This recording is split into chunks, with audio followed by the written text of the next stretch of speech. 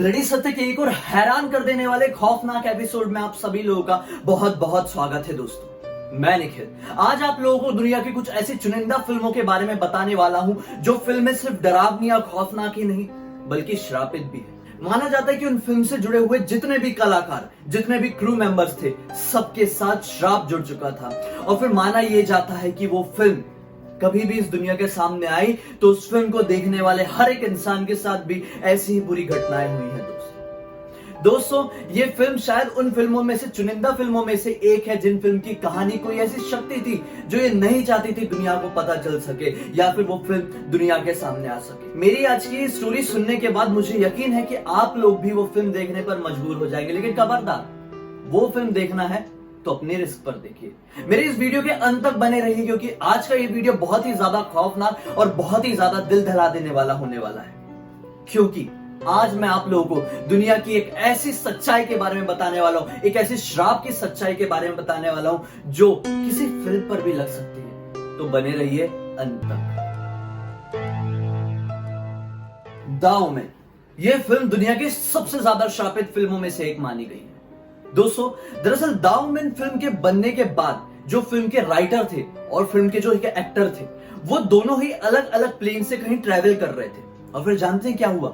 उनके प्लेन में, दोनों के ही अलग अलग प्लेन में एक ही समय में एक बिजली गिर गई जिसकी वजह से सभी लोगों की मौत हो गई। इतना ही नहीं, उस फिल्म से जुड़े हुए जितने भी क्रू मेंबर्स थे उनकी गाड़ी का एक्सीडेंट हो गया और बहुत सारे लोगों की जान की हानि हुई। फिल्म के रिलीज होने के कुछ ही दिन बाद जो फिल्म के डायरेक्टर थे मिस्टर रिचर्ड, वो अपने क्रू मेंबर के साथ एक चार्टर्ड प्लेन बुक करके कहीं ट्रैवल करने वाले थे, लेकिन जब जानकारी लेने के बाद उन्हें यह पता चला कि वो चार्टर्ड प्लेन ऑलरेडी बुक्ड है और कहीं ट्रैवल कर रहा है, वो लोग अपने अपने घर पहुंचते हैं और घर पहुंचने के बाद वो लोगों को ये न्यूज मिलती है कि जिस चार्टर्ड प्लेन में वो लोग ट्रैवल करने वाले थे अभी अभी वो चार्टर्ड प्लेन क्रैश हो गया है और वो क्रैश हुआ एक कार के ऊपर और वो कार के अंदर मौजूद सभी लोगों की मौत हो गई और साथ ही साथ उस चार्टर्ड प्लेन में सवार भी सभी लोगों की मौत हो गई।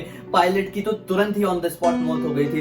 दोस्तों हैरान करने वाली बात यह है कि वो चार्टर्ड प्लेन जिस कार के ऊपर क्रैश हुआ था वो कार के अंदर कोई और नहीं बल्कि उसी प्लेन के पायलट के परिवार वाले थे।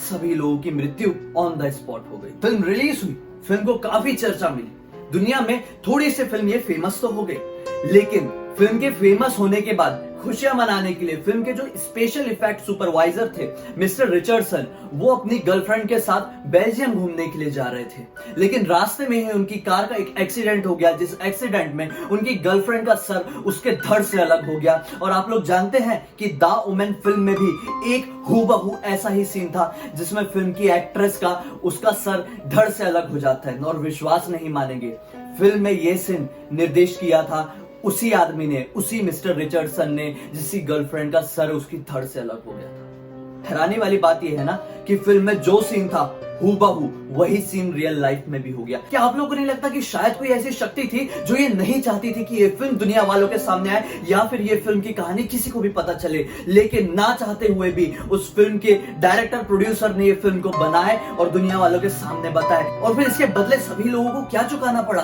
अपनी मौत। दोस्तों द ओमेन फिल्म इस दुनिया की सबसे ज्यादा, सबसे बड़ी श्रापित फिल्मों में से एक फिल्म है।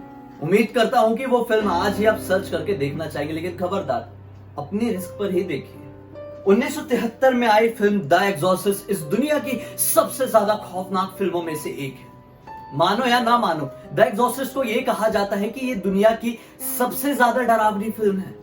दोस्तों द एग्जॉर्सिस्ट फिल्म एक ऐसी फिल्म है जिस फिल्म को देखने के बाद कई लोगों ने थिएटर में उल्टियां कर दिए थे, कई लोग थिएटर में बेहोश हो गए थे और इतना ही नहीं, एक आदमी की थिएटर में फिल्म देखते हुए हार्ट अटैक से मौत हो गई थी और यहां तक एक औरत ने अपनी थिएटर में ही डिलीवरी कर दी थी और बच्चों को जन्म दिया था। दोस्तों यह फिल्म इस दुनिया की सबसे ज्यादा मनुष्य फिल्म मानी गई है क्योंकि इस फिल्म के रिलीज होने के कुछ ही दिन बाद फिल्म के जो दो एक्टर्स थे उनकी रहस्यमयी तरीके से मौत हो गई। दरअसल जब इस फिल्म की शूटिंग चल रही थी तो उसी समय से फिल्म के डायरेक्टर को, फिल्म के क्रू को, फिल्म के मेंबर्स को ये सिग्नल्स मिलने शुरू हो गए थे कि इस फिल्म को शुरू करके आप लोगों ने बहुत बड़ी गलती कर दी है। फिल्म के शुरू होने के कुछ ही दिन बाद फिल्म के सेट पर पूरी तरह से आग लग गई थी जिसके कारण कई $1000 का नुकसान हुआ था। सब कुछ जल के खाक हो गया था। लेकिन इस फिल्म की जो लीड एक्ट्रेस थी, जो बच्ची थी, जिस बच्ची के अंदर इस फिल्म में शैतान आता है, उसकी बॉडी को पोजेस करता है, उस बच्ची को एक भी आंच नहीं आई थी, जिस बच्ची का नाम था रैगन मैकनेल। दोस्तों हैरानी वाली बात यह है कि जिस सेट में सब कुछ जल के खाक हो जाए और वहां पर एक बच्ची को कुछ भी ना हो, ये कैसे हो सकता है?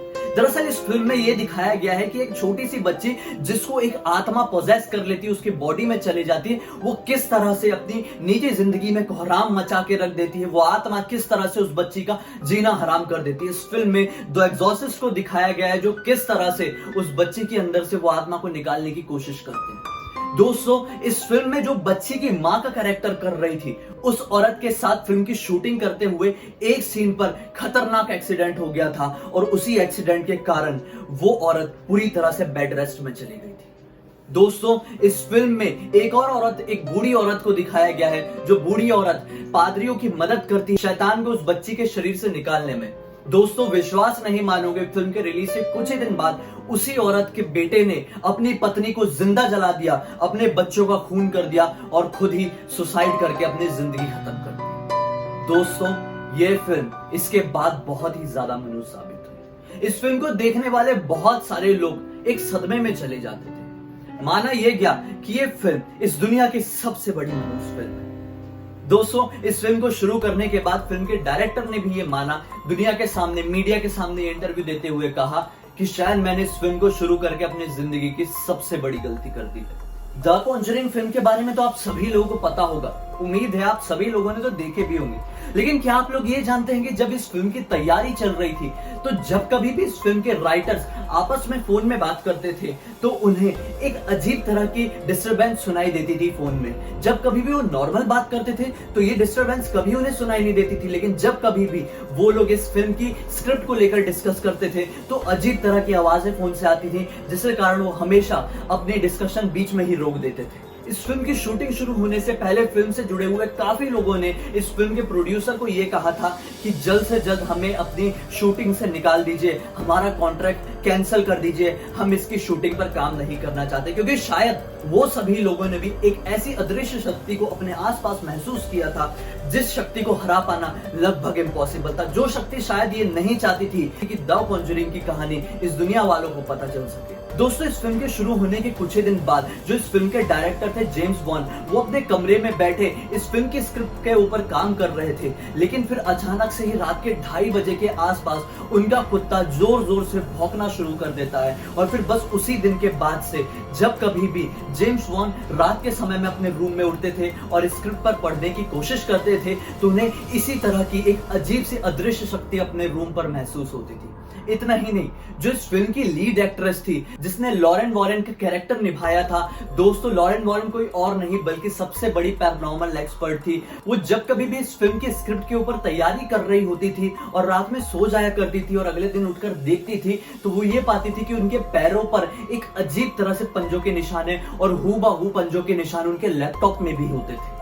ये कैसे पॉसिबल? जब कभी भी वो स्क्रिप्ट पढ़ के सोती थी, स्क्रिप्ट की रिहर्सल करके सोती थी, तब अगले दिन, उसी रात के अगले दिन की सुबह उन्हें वो पंजों के निशान मिलते थे। लेकिन जब वो कभी भी वो स्क्रिप्ट की तैयारी करके नहीं सोती थी ना, तो वो पंजों के निशान उनके शरीर पर नहीं मिलते थे। ये किस तरह की शक्ति थी? क्या सचमुच कोई ऐसी शक्ति थी जो नहीं चाहती थी कि इस फिल्म पर कोई भी काम करे? आप लोगों को क्या लगता है कमेंट सेक्शन में बताइए। दोस्तों ये तो हो गई फिल्म के सेट से जुड़ी हुई कहानी, लेकिन क्या आप लोग ये जानते हैं द कॉन्जरिंग फिल्म जब रिलीज हुई थी तो मलेशिया में एक औरत ने ये फिल्म को देखते हुए बहुत जोर जोर से रोना शुरू कर दिया था और फिर अचानक से वो हंसने लगी थी और फिर ऐसा बिहेव करने लगी थी जैसे उसके अंदर एक शैतानी आत्मा आ गई है। दोस्तों YouTube में एक वीडियो भी है जो कि 4.9 मिलियन के व्यूज पर गया लगभग। वो रियल वीडियो है, आप लोग चाहे तो वो YouTube में सर्च कर सकते हैं। मैं कॉपीराइट की वजह से वो वीडियो को अपने इसमें नहीं दिखा सकता, अपने वीडियो में नहीं दिखा सकता। आप लोग चाहे तो वो सर्च करके देख सकते हैं। सभी लोगों का ये दावा हुआ कि ये फिल्म को देखकर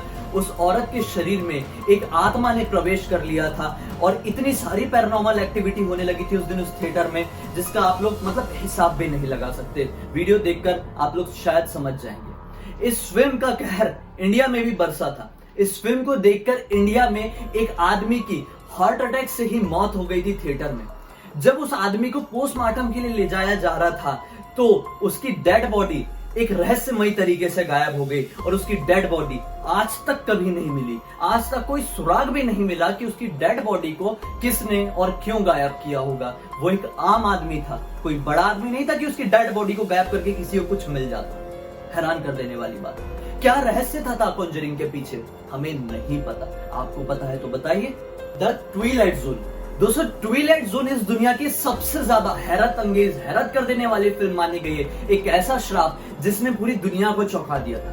दरअसल इस फिल्म को शुरू होने से पहले ही फिल्म के जो लीड एक्टर थे, जिनका नाम था मिस्टर मॉरो ने इस फिल्म के शुरू होने से ठीक 1 साल पहले ही अपना इंश्योरेंस करवा लिया था, क्योंकि उन्हें ये यकीन था कि उनकी मौत बहुत ही जल्दी एक फिल्म की शूटिंग करते दौरान एक हेलीकॉप्टर क्रैश की वजह से होगी। दोस्तों, ठीक कुछ ही महीने बाद उस फिल्म के लीड एक्टर को एक फिल्म की स्क्रिप्ट मिली, जिस फिल्म में एक स्केच था हेलीकॉप्टर क्रैश सीन का। दोस्तों, इस फिल्म की शूटिंग स्टार्ट हुई। फिल्म की शूटिंग नॉर्मल तरह से पूरी तरह से खत्म होने वाली ही थी, लेकिन इस फिल्म का आखिरी सीन चल रहा था कि मिस्टर मॉरो 2 बच्चों को वियतनाम के एक विलेज से बचाते हुए दिखाई दे रहे थे। जैसे उस सीन में वो बच्चों को लेकर भाग रहे थे तो अचानक से किसी तकनीकी प्रॉब्लम की वजह से एक हेलीकॉप्टर उनके ऊपर क्रैश हो गया।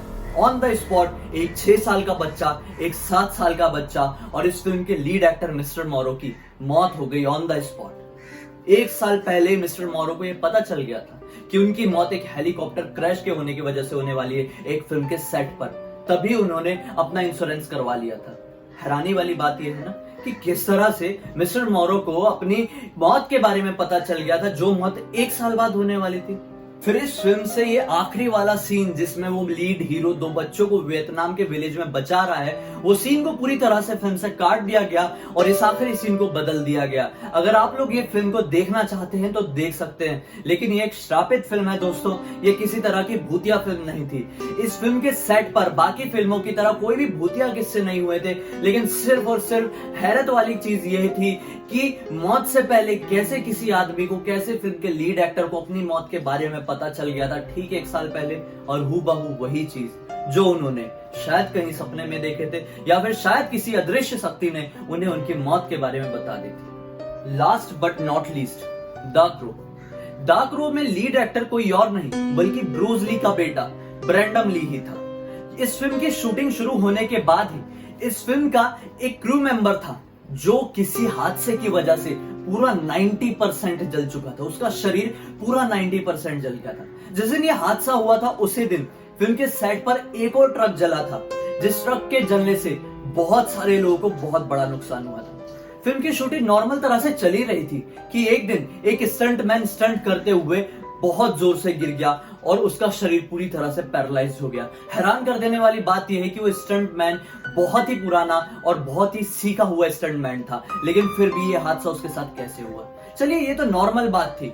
एक ऐसी जगह पर फिल्म की शूटिंग चल रही थी जहां पर बिन मौसम बरसात कभी भी नहीं होती थी, लेकिन वहां पर फिल्म की शूटिंग शुरू होने के कुछ ही दिन बाद 30 इंच का स्नोफॉल हुआ, जिसकी वजह से फिल्म से जुड़ी हुई बहुत सारी चीजों का नुकसान हुआ और फिल्म वालों को कुछ $1000 का, मतलब सुनने में कम लग रहा है लेकिन ये बहुत बड़ी कीमत होती थी उस समय, ये कुछ $1000 का उनको नुकसान चुकाना पड़ा था। दोस्तों, सिलसिला इतने में ही नहीं रुका।